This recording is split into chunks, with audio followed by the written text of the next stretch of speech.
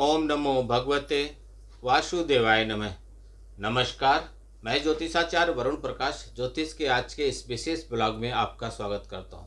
हमारे सनातन परिवार के सभी भाई बंधु माता बहनों के लिए यह वीडियो विशेष आवश्यक है। आज मैं चर्चा करूंगा मासिक राशिफल में कर्क राशि के बारे में कि आपका जून का महीना कैसा होगा, क्योंकि मई में देवगुरु बृहस्पति, राहु और केतु, सूर्य बुध का गोचर, उसके पहले शनि का गोचर, बहुत गोचर हुआ है। तो इसके बाद यह महीना पहला शुरू हुआ है जून। तो आपके लिए कैसा होगा जून का महीना कर्क राशि वालों, यह विशेष ब्लॉग आपके लिए है। यह राशिफल जो मैं बताऊंगा यह आपके नाम राशि और आपके चंद्र राशि पर आधारित है। व्यक्तिगत तौर पर अपने आप को जानने और पहचानने के लिए अपनी कुंडली का विश्लेषण करा लीजिए, वह आपके लिए सब कुछ विस्तार पूर्वक बताएगी। क्योंकि ज्योतिषाचार्य कभी कुछ नहीं बोलते, जो भी बोलती है वो आपकी कुंडली में ग्रहों बोलते हैं, ग्रहों का स्थान क्या है वह बोलते हैं, ग्रह बोलते हैं। कलयुग की 3 मूल आवश्यकता, रोटी, कपड़ा, मकान, इसके पे क्या प्रभाव पड़ेगा कर्क राशि वालों के लिए जून के महीने में। तो सबसे पहले समझिए सारांश में, फिर मैं आपको गोचर के हिसाब से विस्तार पूर्वक बताऊंगा। समान तौर पर कर्क राशि के जातकों के लिए यह औसत से कुछ बेहतर रहने की संभावना है। यह महीने की शुरुआत में मंगल आपकी राशि से होकर आपके स्वभाव में गुस्सा बढ़ाएंगे, जो आपके रिश्तों के लिए अच्छी बात नहीं है, क्योंकि आपको थोड़ी बहुत सावधानी रखनी होगी इन महीने में। इसके साथ ही 7 तारीख से मंगल आपके दूसरे भाव में केतु के साथ चले जाएंगे और यह दोनों ग्रह अंगारक योग बनाएंगे। यह भी अच्छी स्थिति नहीं है, इसलिए आपको अपनी वाणी पर संयम रखना होगा। इस जून के महीने में सूर्य महीने के शुरुआत में एकादश भाव में बुधादित्य योग बनाएंगे, सूर्य बुध का योग बनेगा, आपकी आमदनी बढ़ेगी। भाग स्थान में विराजमान शनिदेव भी आमदनी बढ़ाने में अच्छा योगदान देंगे। दसम भाव में शुक्र कार्य क्षेत्र में आपको आरामदायक स्थितियां प्रदान करेंगे। आप कार्य क्षेत्र में काम करके बड़े प्रसन्न रहेंगे। विदेशी यात्रा के योग बनेंगे और कार्य के सिलसिले में आपको विदेश जाने की भी स्थिति बनेगी। व्यवसाय के संबंध में यात्राएं आपको लाभ देंगी। विद्यार्थी वर्ग के लिए यह महीना अच्छा रहेगा, लेकिन अपने व्यवहार को संतुलित रखना पड़ेगा। आपको शारीरिक समस्याएं थोड़ी बहुत आपको कष्ट देंगी। आपका स्वास्थ्य हो सकता हो पहले खराब हो लेकिन बाद में दुरुस्त हो रहेगा। आपकी आर्थिक स्थिति अच्छी रहेगी, हल्के फुल्के खर्चे बने रहेंगे, लेकिन आपकी समस्याएं नहीं बढ़ेंगी। पारिवारिक मुद्दों को समय रहते आप सुलझा लेंगे, ऐसा आप प्रयास करेंगे। यह था सारांश। अब समझिए कार्यक्षेत्र के बारे में कैसा रहेगा आपका यह महीना। कार्यक्षेत्र का मतलब जहाँ पे आप कार्य करते हैं, नौकरी व्यापार कुछ भी करते हैं, जहाँ पे कार्य करते हैं। तो कैरियर के दृष्टिकोण से यह महीना आपके लिए अनुकूल रहने की संभावना है। कर्क राशि वालों, जून का महीना पूरे महीने 29 तारीख तक शुक्र महाराज आपके दसम भाव में विराजमान रहेंगे और दसम भाव के स्वामी मंगल महाराज महीने की शुरुआत में ही आपके राशि में और 7 तारीख से आपके दूसरे भाव में केतु के साथ विराजमान हो जाएंगे। इसके अतिरिक्त छठे भाव के स्वामी बृहस्पति महाराज पूरे महीने आपके द्वादश भाव में विराजमान रहेंगे। स्क्रीन पे आप कुंडली आपकी बनी है, आप देख सकते हैं। ग्रहों की यह स्थिति बताती है कि कार्यक्षेत्र में आपको आरामदायक परिस्थितियां मिलेंगी। आप अपने काम को पूरी मेहनत से करेंगे और अपने काम में आप माहिर बनेंगे, लेकिन किसी से भी गुस्से में आकर बातचीत करने से बचिएगा, अन्यथा आपको ही बाद में बुरा लगेगा। वैसे देखें तो यह महीना नौकरी में आपकी स्थिति को प्रबल बनाएगा और आप अपने पूरे प्रयासों के साथ अपने काम को बेहतर करते चले जाएंगे। व्यापार करने वाले जातकों के लिए यह महीना अनुकूल रहने की प्रबल संभावना है।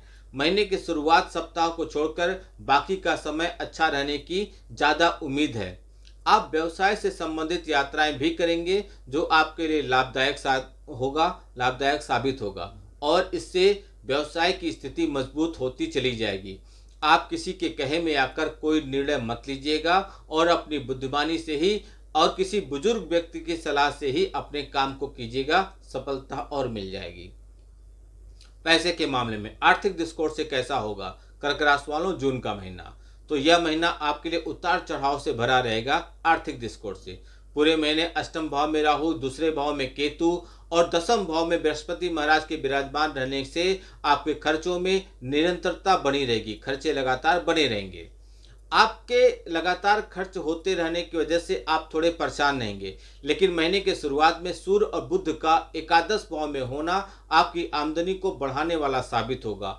आप अपनी बुद्धिमानी से और अपने प्रयासों से अपनी आमदनी को बढ़ाएंगे, जिससे आपको लाभ होगा।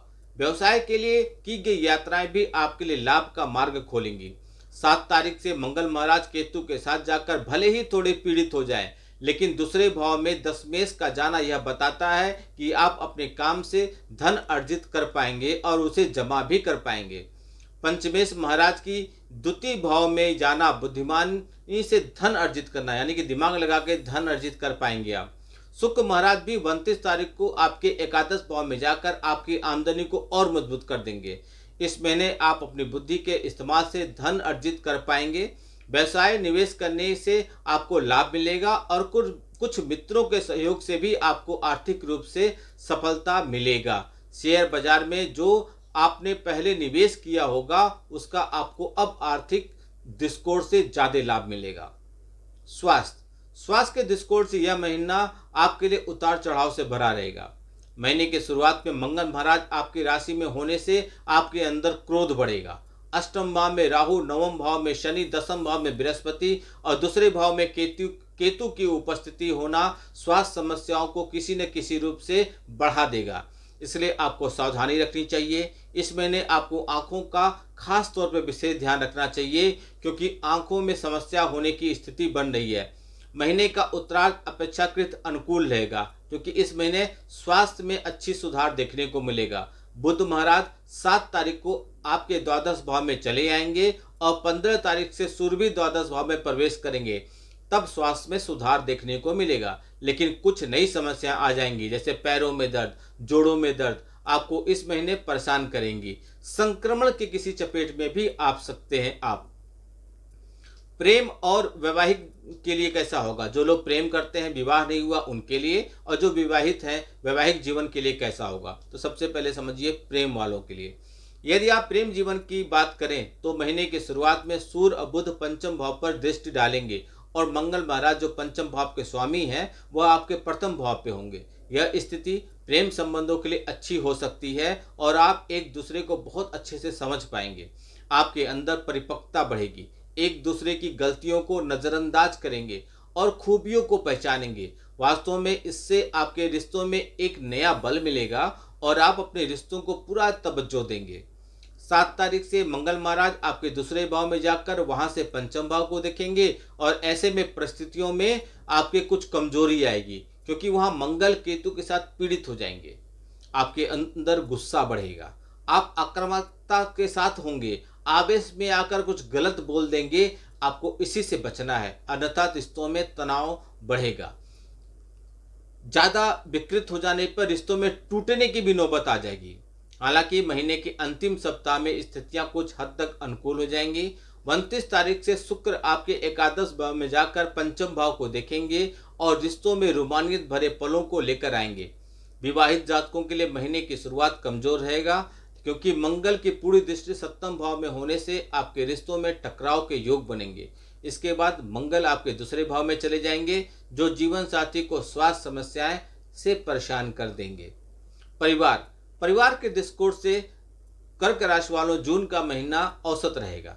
चतुर्थ भाव के स्वामी शुक्र महाराज 29 तारीख तक दसम भाव में बैठकर चतुर्थ भाव को दिखेंगे। मैंने कुंडली बनाई, आप वहां देख लीजिए। और महीने की शुरुआत में मंगल की दृष्टि भी चतुर्थ भाव पे होगी, जिससे परिवार में सुख संसाधनों की बढ़ोतरी होगी। दूसरे भाव में महीने की शुरुआत में केतु की उपस्थिति होने और उनके साथ 7 तारीख को मंगल का भी केतु के साथ युति होना कुटुंब में लड़ाई झगड़े की स्थिति उत्पन्न करेगी। आपको विवादों से बचना होगा, क्योंकि आपकी वाणी भी उग्र होगी जो किसी का भी दिल तोड़ सकती है। इसलिए आपको सबसे अच्छे से पेश आना होगा।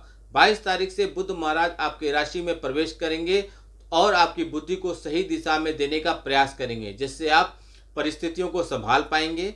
आपको अपने भाई बहनों का पूरा सहयोग मिलेगा, वह हर काम में आपकी मदद करेंगे और आपको भी उनसे अच्छा व्यवहार करने पर ध्यान देना चाहिए। पिताजी का स्वास्थ्य का थोड़ा ध्यान रखिएगा, स्वास्थ्य समस्याएं आपको परेशान कर सकती हैं। उपाय कर लीजिए। आपको बचने के लिए सबसे पहले आपको मंगलवार के दिन हनुमान चालीसा का पाठ जरूर करना चाहिए, अवश्य करना चाहिए। बृहस्पतिवार के दिन पीपल के पेड़ को बिना छुए जल अर्पित करना चाहिए। गुरुवार के दिन भूरी गाय को कुछ न कुछ खाने को दे दीजिए। और सोमवार के दिन रुद्राभिषेक संपन्न कराना अथवा स्वयं शिवलिंग का जलाभिषेक करें, यह आपके लिए बहुत ही उत्तम होगा। यदि आप उपाय ईमानदारी से करते हैं तो मैं गारंटी लेता हूं आपकी समस्या काफी हद तक खत्म हो जाएंगी। उपाय ही वह मेडिसिन है जिसको करने से आपको बीमारियों से छुटकारा मिलता है। आपका दिन शुभ हो। भगवान भोलेनाथ का आशीर्वाद आप पे बना रहे। नमस्कार। जय श्री राम।